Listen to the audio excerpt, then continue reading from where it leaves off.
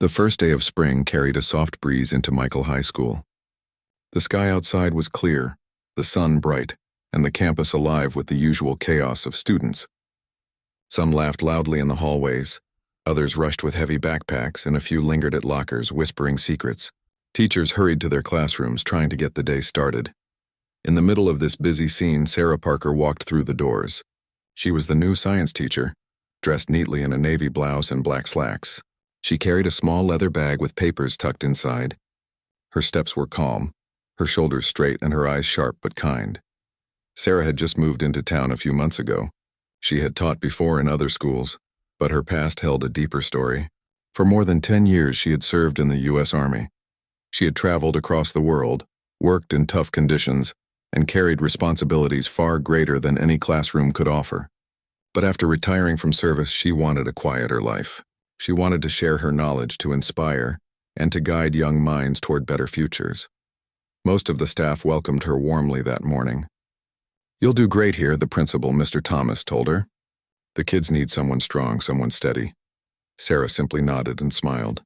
She was confident, but she also knew that classrooms were their own kind of battlefield, full of challenges no less real than the ones she had faced in uniform entering the lab. The science lab was a wide room, with tall windows and rows of tables lined with stools. Glass cabinets held test tubes, beakers, and models of human anatomy. Posters of the solar system, chemical reactions, and famous scientists decorated the walls. When Sarah entered, the students looked up with mixed expressions. Some were curious, some indifferent, and a few already whispered jokes to one another. Teenagers were often quick to test new teachers, and this morning was no different. "Good morning," Sarah said, her voice steady, carrying across the room without effort. She wrote her name on the board in clear, bold letters, Ms. Parker. The students grew quiet for a moment, sensing the seriousness in her tone. She didn't yell or force silence, but something in the way she stood, the straight posture, the calm expression, made them listen. "Today," Sarah continued, "we begin with something simple. Science is not just about facts. It is about curiosity, about asking questions, and about respecting the process of learning." Some students nodded, others fiddled with pencils, and in the back row sat David Miller. The bully David was tall for his age, broad-shouldered, with a smirk that rarely left his face. Everyone in school knew his reputation. He loved teasing classmates, mocking teachers, and picking fights in the hallways. No teacher had been able to control him for long. He thrived on the attention, the fear, and the power it gave him. When Sarah spoke, David leaned back in his chair, arms crossed. "Another new teacher," he muttered, just loud enough for his friends to hear. They chuckled, waiting to see what he would do. Sarah noticed him but did not react. Instead, she began handing out lab sheets. The assignment was simple. Observe a chemical reaction between vinegar and baking soda, then record the results. The room filled with small bursts of laughter as foamy bubbles spilled from beakers. "See, even the smallest things can create energy," Sarah explained, moving between tables. "Science is all around us. The way we breathe, the way plants grow, the way stars shine, it's all connected." Most students followed with interest, but David pushed his lab partner's notebook off the desk. The papers scattered on the floor. "Pick it up yourself," he said lazily. The partner, a quiet boy named Mark, bent down quickly, embarrassed. The class turned, waiting for Sarah's response. The warning Sarah's eyes met David's. Her expression didn't change. She didn't frown or raise her voice. "David," she said evenly, "that behavior is not welcome here. Respect your classmate. Respect yourself." The room went silent. Students leaned forward, curious. Teachers usually ignored David or tried to avoid a scene. But Sarah had spoken directly to him, without fear, without hesitation. David raised an eyebrow, his smirk wider. "And what if I don't?" he asked. His friends snickered, enjoying the show. Sarah's gaze held steady. "Then you will face the consequences. But you are better than this." The words confused him. He expected anger, maybe a threat. Instead, she had spoken to him as if he had a choice, as if she believed he could do better. For a second, David hesitated, but pride pushed him to roll his eyes and look away. Sarah didn't press further. She turned back to the class and continued teaching, but the moment lingered. The students whispered among themselves later, saying, "She's different. She's not scared of him." Sarah's thoughts that night, as Sarah sat at her small kitchen table grading papers, Her mind replayed the scene. She had dealt with worse, much worse, than a teenager testing her authority. But she also knew that students like David were not simply bullies for no reason. Behind the attitude, there was always a story. Maybe a broken home, maybe insecurity, maybe loneliness. She had seen soldiers act tough in war zones only to break down in private. Her heart told her that David needed guidance, not just discipline, but she also knew she had to remain firm. A classroom could not survive if respect was lost. She looked at the photo on her wall, a picture of her old army unit. They had trusted her to lead, to protect, to stay calm under pressure. She whispered softly, "I can handle one boy. I've handled battlefields." Building suspense. The next few days, Sarah continued teaching with the same calm energy. She taught biology, chemistry, and even shared stories about space exploration. Many students began to like her. They admired the way she treated them fairly, the way she explained things clearly, and the way she always kept control without shouting. But David watched her with sharp eyes. He didn't like being ignored, didn't like that she didn't bend under his behavior. Each time she corrected him, each time she looked at him with calm strength, he felt his pride burn. His friends encouraged him. "You gonna let her talk to you like that?" one whispered. "Show her who's boss." David laughed, but inside he was unsettled. Why wasn't she afraid of him? Why didn't she give him the reaction he wanted? The stage is set on Friday. The class gathered again in the lab. Sarah prepared another experiment, this time with food coloring and oil to show density and separation. The students leaned in with fascination as bright colors swirled inside clear bottles. But David tapped his pencil loudly on the desk.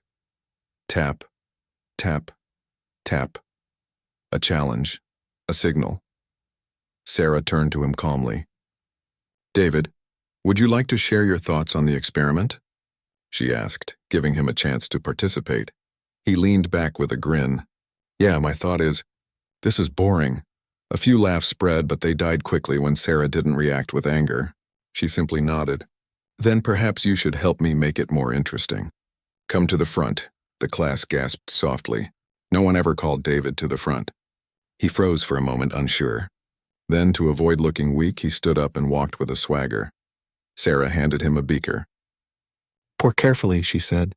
"Show the class how the colors separate." His hand shook slightly. He wasn't used to being trusted with responsibility. The room waited. David poured too quickly, spilling some on the counter.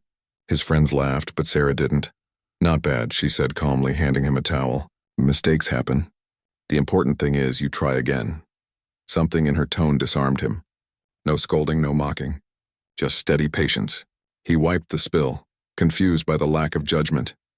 For the first time, David didn't know how to respond. Closing the day, when the bell rang, students packed their bags and rushed out. Sarah stayed behind, cleaning the counters. David lingered at the door for a second, watching her. He almost said something, but stopped himself and left quickly. Sarah stood alone in the quiet lab, staring out the tall windows.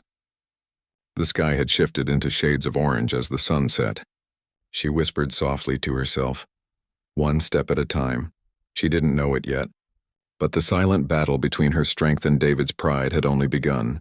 And soon, the moment would come when everything would break open, when David would cross a line, and Sarah's past would rise to meet it.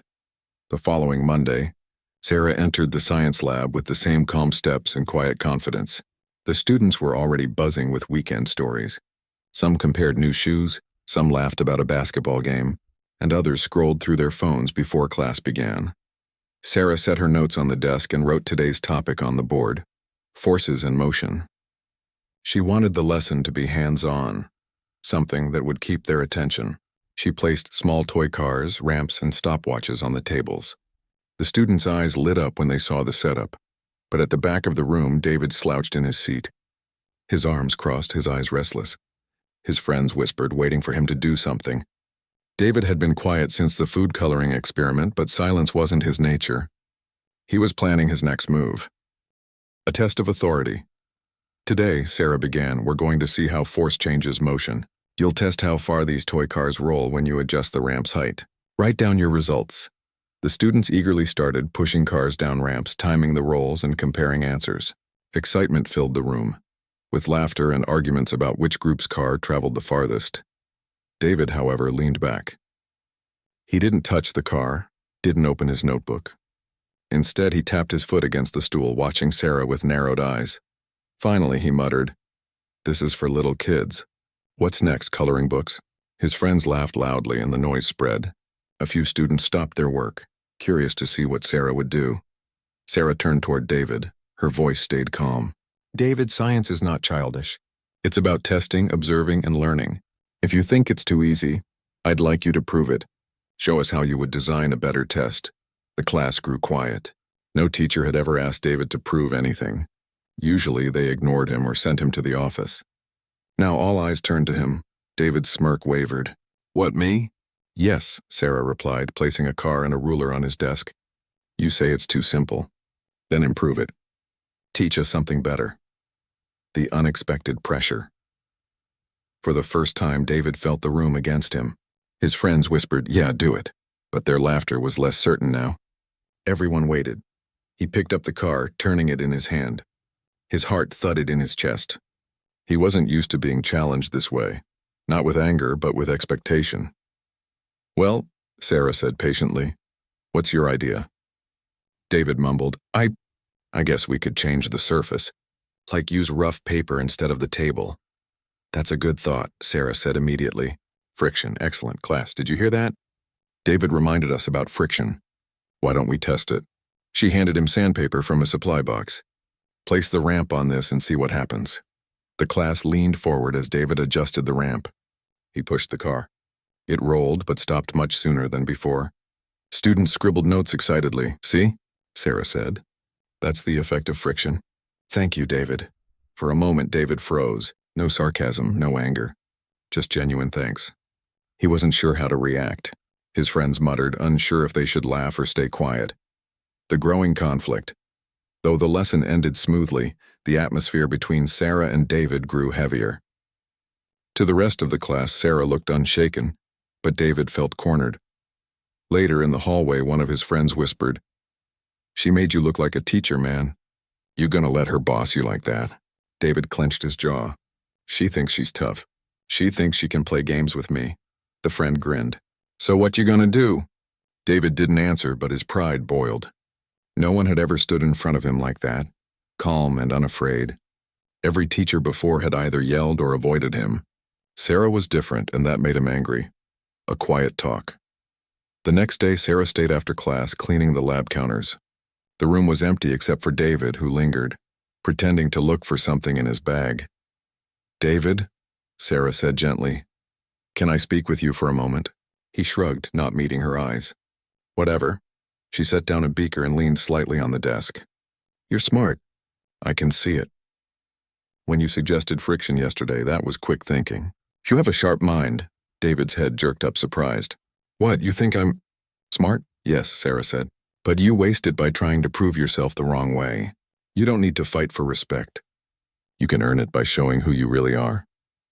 For a second, David felt something stir inside him. No teacher had spoken to him like that before. Most saw him as trouble, nothing more. But Sarah's eyes were steady, filled with a strange mix of strength and kindness. He covered his discomfort with a laugh. "Nice try, Ms. Parker. You think saying nice words is going to change me?" Sarah didn't flinch. "I don't expect change overnight. But I know there's more to you than this act." David grabbed his bag quickly. "Whatever." He stormed out, but her words followed him down the hall. Sarah's reflection. That evening, Sarah sat at her desk again. She thought about David, about the flicker of surprise in his eyes when she called him smart. It reminded her of soldiers she had once led, hard men who hid fear and pain behind jokes or anger. Many of them had only needed someone to believe in them. She sighed, whispering, "He's just a boy. But he's standing on a dangerous edge." The rising tension the rest of the week, David kept pushing. He interrupted lessons, whispered during lectures, and laughed loudly when others tried to answer questions. But Sarah stayed patient. She corrected him when needed, praised him when he contributed, and ignored his attempts to provoke her. The students noticed the battle silently playing out. Some admired Sarah's strength. Others waited to see if David would finally break her like he had broken so many teachers before. By Friday, the tension was thick. David walked into the lab with a new determination. His friends watched closely. He wanted to show everyone that Sarah couldn't control him. When she began explaining a new experiment, David suddenly slammed his notebook shut, the sound echoing in the room. "Why should I listen to you?" he demanded loudly. Gasps filled the room. Every student turned. Some whispered nervously. This was it, the moment David had been building toward all week. Sarah set down her marker and faced him, calm as ever. "Because knowledge is power," she said softly, "and you are stronger than you realize. But strength without wisdom destroys.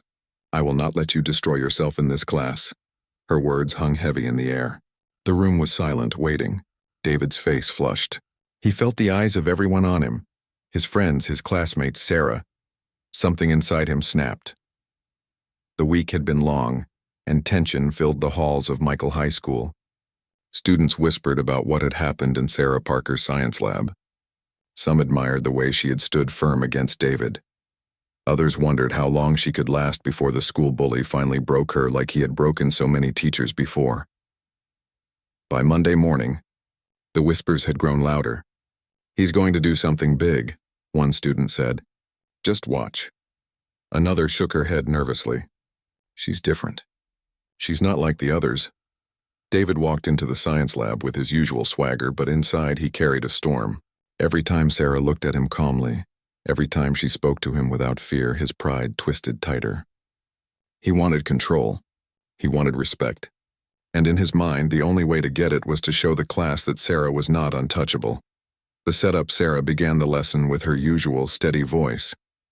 On the board she wrote electric circuits. The tables were set with small batteries, wires, and light bulbs. The students leaned forward with curiosity, eager to see how electricity worked. "Today," Sarah said, "you will learn how energy flows through a circuit. When the path is complete, the bulb will shine. If the path is broken, the light will go out. Life is similar. If our choices are broken by anger or pride, our light fades. But when we choose connection, we shine."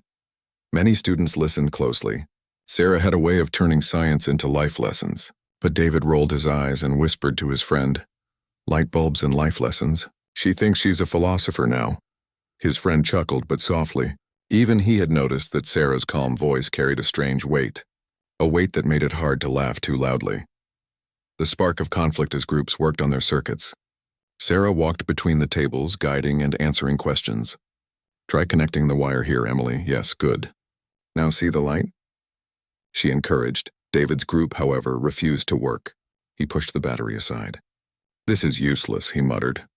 "When will I ever need to light a bulb with a wire?" Sarah turned to him. Her tone was firm but not angry. "David, learning is not just about the task.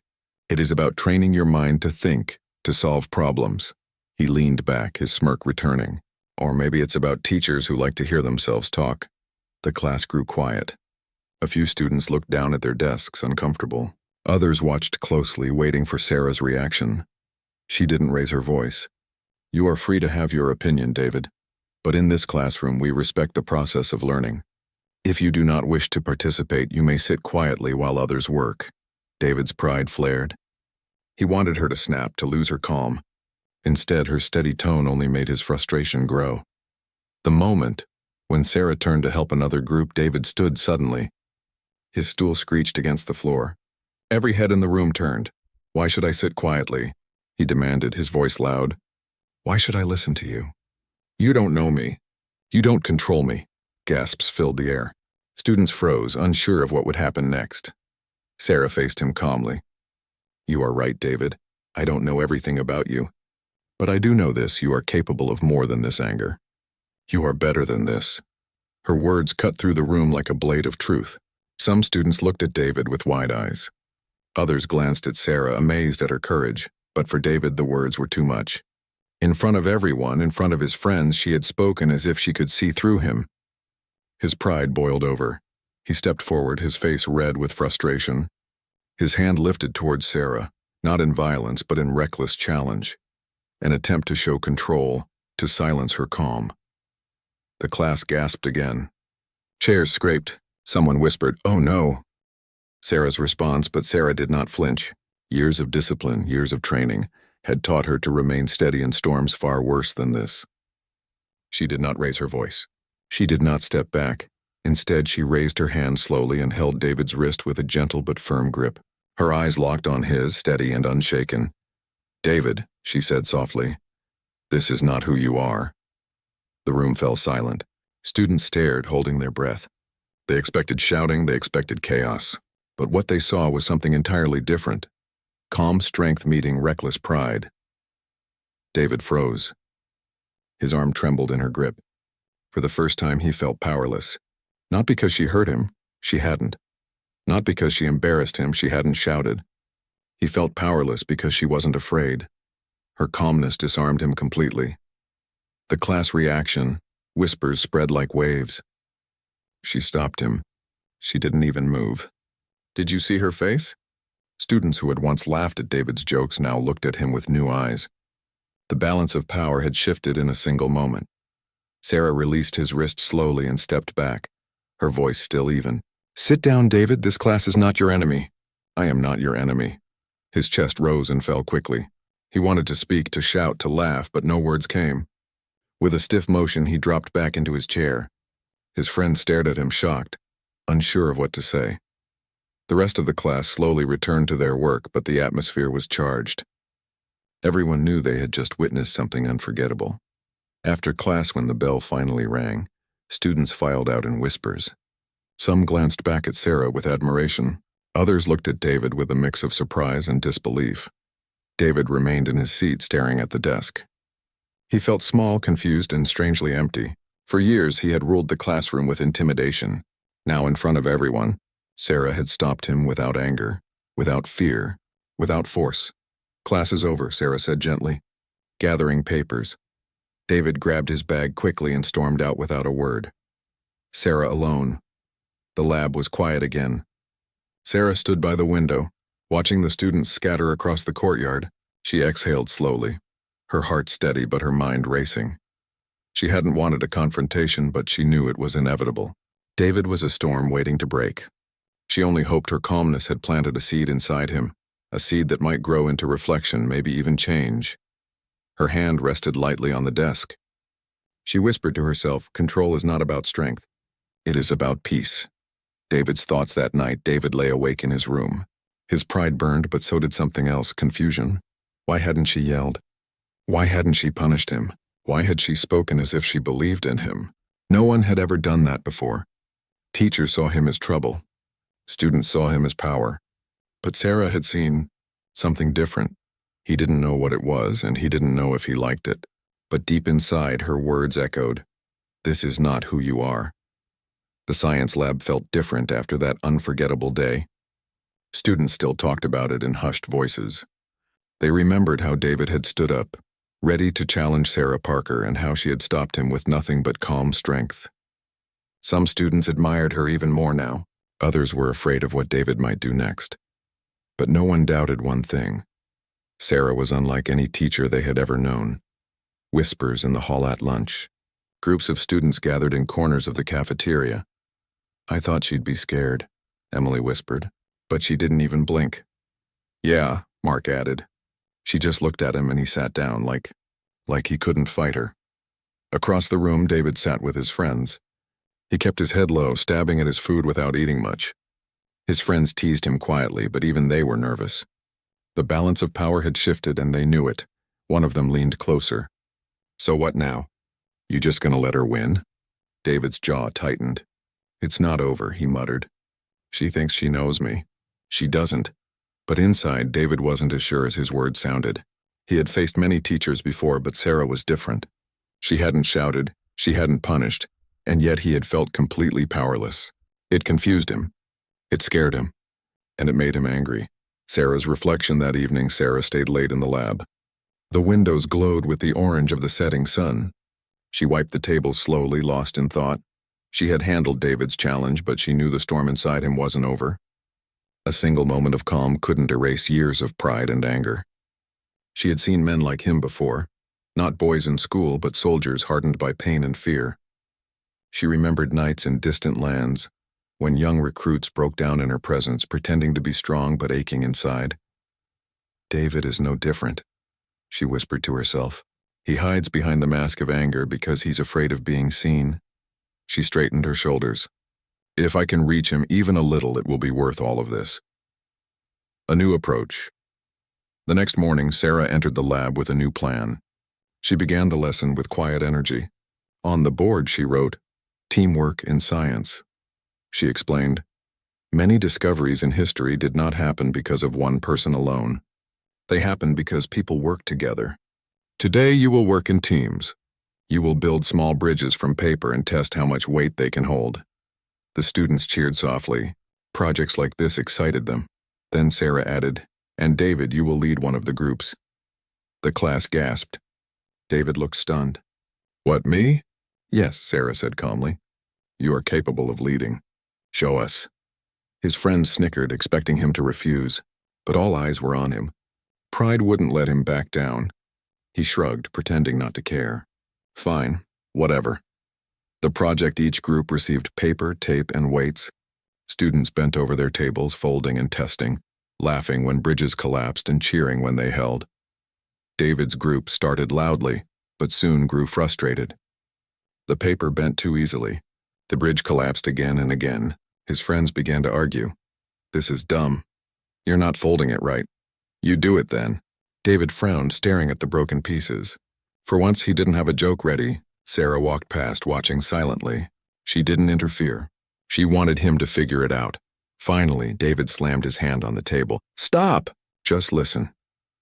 His friends went quiet. He took a paper and folded it into a narrow beam, then placed it across two supports. "Like this, stronger." They tried again. This time, the bridge held more weight. His group leaned in, surprised. "It worked," one said softly. David felt something strange. It wasn't the usual thrill of making others fear him. It was the quiet satisfaction of solving a problem. His group looked at him not with laughter, but with respect. For a brief moment, David felt proud in a different way. Sarah's encouragement. When the projects ended, Sarah walked around, testing each bridge. She stopped at David's table, placing weights carefully on his group's design. The paper bent but did not break. "Well done," Sarah said. "You found a solution by leading and listening." "That is real strength." David felt his chest tighten. The words warmed something inside him, but he quickly masked it with a smirk. It was nothing. But Sarah noticed the flicker in his eyes. After class, when the bell rang, students hurried out, chattering about whose bridge had held the most weight.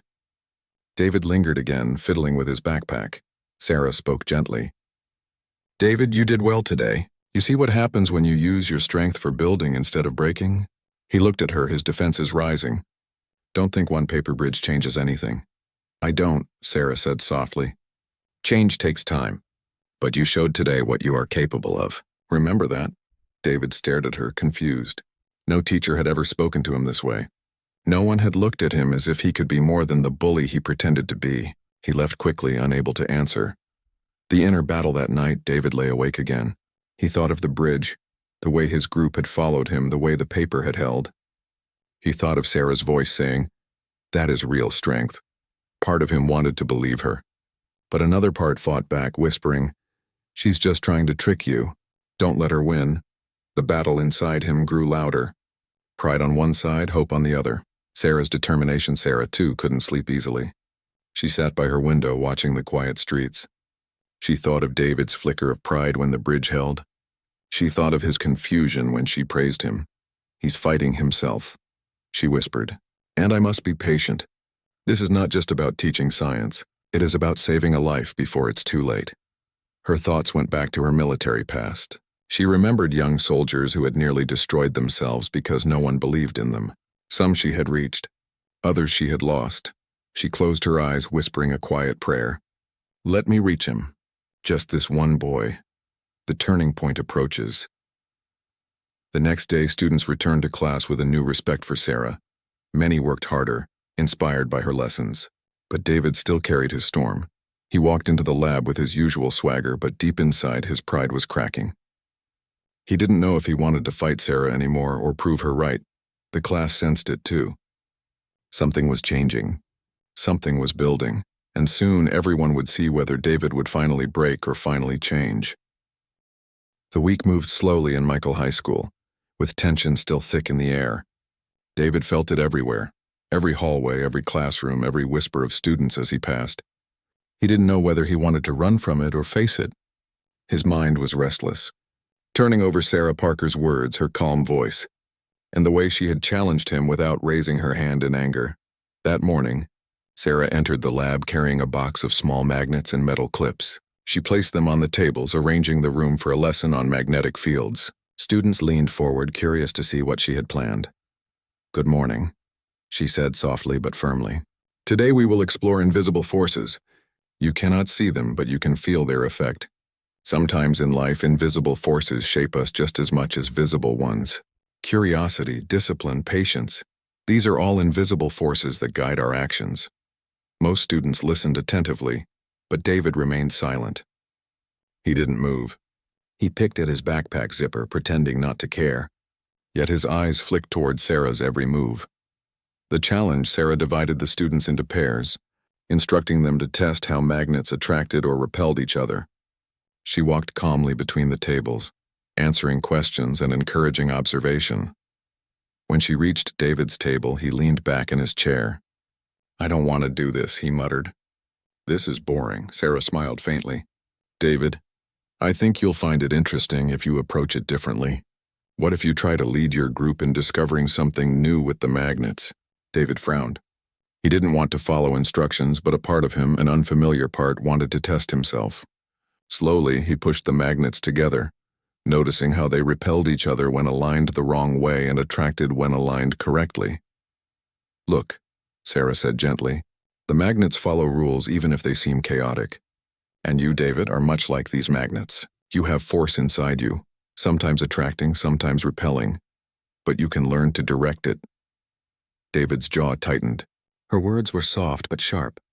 He wanted to reject them, to lash out, but something made him pause. A hidden past later that day, after the class had left, David stayed behind. He wanted to speak, but he didn't know what to say. Sarah was cleaning the counters when he shuffled toward her. You always know what to say," he mumbled. Sarah looked up calmly. "David, I've seen much in life. I've met people who act tough but are scared inside. I've been in situations where calm and patience were the only way to survive. I know you have strength, but you must learn to control it." David blinked, confused. You've been in the army?" "Yes," Sarah replied quietly. "I served for over 10 years. I traveled, led, and faced dangers far worse than a classroom challenge. But even there I learned that strength without wisdom is useless. That is why I teach calmly, why I speak firmly but without anger." David's eyes widened. He had always thought of her as just a teacher, not someone who had faced real battles, real dangers. Her calmness wasn't just patience, it was experience, discipline, and courage. Respect begins to grow. The revelation shifted something inside him. He looked at Sarah differently. The fear he had felt earlier now transformed into a mixture of respect and awe. For the first time he realized that this teacher wasn't just controlling him, she had the ability to lead him. You're not like the others," he said slowly. Sarah smiled softly. "No, David, I am not. And you are not like the others either. You have a choice to be better, stronger, and wiser, but you have to decide." He swallowed hard, trying to hide his emotions. He had never had someone believe in him, see him for more than his anger and pride. Small steps over the next few days, David began to change, almost imperceptibly. He stopped mocking classmates during lessons. He asked questions quietly instead of shouting answers to show off. And slowly he started helping his peers with their experiments, Sarah noticed. One afternoon she approached him as he adjusted a ramp for a physics test. "You did well today," she said. "You helped Emily's group finish their project. That shows real strength, David. Not the kind that frightens others, but the kind that builds something." David shrugged, pretending not to care, but inside he felt a strange warmth. For the first time, he enjoyed the satisfaction of achievement without needing to dominate or intimidate. A moment of reflection. That evening, David lay in bed thinking. He remembered his friends teasing him earlier in the week, laughing at his obedience to Sarah's lessons. And yet he felt proud in a new way. Not the pride that came from fear or power, but pride in doing something right, in creating instead of destroying. He thought about the story Sarah had told about her army days, about leadership, discipline, and facing challenges bigger than fear itself. Slowly, he realized that his own pride had been his greatest enemy. He wanted to test Sarah, to challenge her, but in doing so, he had exposed himself and she had met him with calm strength. Sarah's quiet victory, Sarah also reflected on the week. Sitting at her desk, she reviewed the student experiments and noted how David had helped his group without being asked. A small smile appeared on her face. "One step at a time," she whispered. "He is learning, even if he doesn't realize it yet." She remembered the young soldiers she had trained in the past, the ones who had resisted guidance until someone finally believed in them. David was like them, angry, prideful, unsure but capable of change, and she knew that patience and calm strength would reach him in a way that punishment never could. The Turning Point by Friday, David had made noticeable progress. The students whispered, noticing the change. "Is he different?" Emily asked. "He helped Mark with the lab." "Yes," Mark replied, eyes wide. "I don't know what happened, but he's helping." David, walking out of class, felt a mix of pride and confusion. He wasn't sure if he liked this new feeling, but he could not deny it. Sarah's trust and belief in him were stronger than his old pride and anger. He realized something important. To be respected, he didn't need to dominate. He only needed to be better than his past self. A quiet conversation. That afternoon, Sarah called David to her desk. "I noticed your progress this week," she said gently. "You've started making good choices. That's not easy, especially when pride and anger push you the other way." David looked down. I don't know if I can keep it up." "Yes, you can," Sarah said. "You've already taken the first steps. Every day you have a choice. You can choose to build, not break. You can choose to lead with wisdom, not fear." He looked at her, uncertainty in his eyes, but beneath it a small spark of understanding had begun to grow. The following Monday, the science lab felt calmer than ever. Students were quieter, focused, and there was a subtle buzz of excitement. Everyone could sense a change, not just in the classroom, but in the person who had once been the source of tension. David entered with his usual stride, but it was different now. His shoulders were still broad and his steps confident, but his eyes no longer carried the same fiery defiance. Inside, a storm had begun to settle, replaced by curiosity and a cautious awareness of his own choices. Sarah Parker stood by the board, placing her notes in order. Today's lesson was chemical reactions and responsibility. She smiled softly as the students settled, her calm presence filling the room like a gentle force. "Good morning, everyone," she said. "Today we will explore reactions, not just in chemistry but in life. Every action we take causes a result and every choice matters." The students leaned forward. Some were already intrigued by the experiment she had set up, baking soda and vinegar in small beakers. But most were curious about David, who now moved to his desk without attracting attention or making noise. The experiment Sarah handed out materials for the experiment, explaining each step carefully. Students were to measure, mix, and record their results, observing how the reaction occurred and predicting the outcome of slight changes. David worked quietly at first. He measured carefully, poured slowly, and noted each change. Emily, his lab partner, glanced at him with surprise. You're really focusing," she whispered. David shrugged, unsure how to respond. It felt strange to be praised, but not in the way he was used to. No one was scared of him. No one was laughing at him. They were simply noticing his effort. Sarah walked among the tables, observing the groups. When she reached David and Emily, she knelt slightly, careful not to intrude but ready to guide. "Good observation," she said softly. "You noticed how the foam spreads differently when you change the temperature of the vinegar. That's careful thinking. That's how real scientists work." David's jaw tightened slightly, not from anger but from a strange pride he had never felt before. Recognition. By the end of the experiment, every group had a reaction to show. Students cheered for each other's success. David's group had created a surprisingly large and steady foam eruption, drawing attention from the class. "Excellent work, David," Sarah said, smiling warmly. "You led your group with patience, observation, and care. That is strength, the kind that lasts, the kind that builds trust." David felt heat rise to his cheeks, but this time it was not anger. It was pride, pride of accomplishment, of learning, of finally proving to himself that he could succeed without bullying or shouting. For the first time, he understood something important. Strength was not about power over others.